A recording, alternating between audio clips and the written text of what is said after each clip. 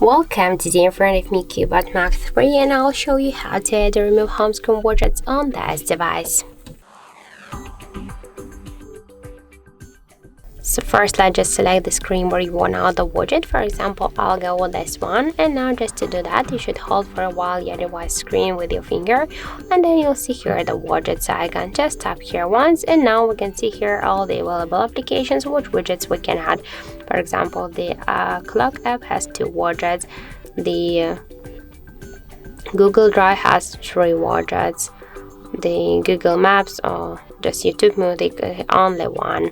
For example, we can see here also the calendar application. We can here use the calendar month view or the shadow. To add the shadow, you should hold and drag this widget to the position where you want to add it.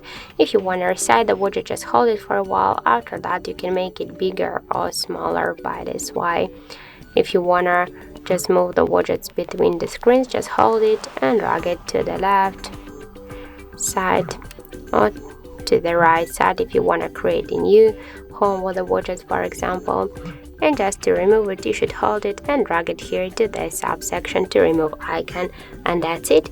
So thank you for watching, and if you find this video helpful, don't forget to leave a like, comment and to subscribe our channel.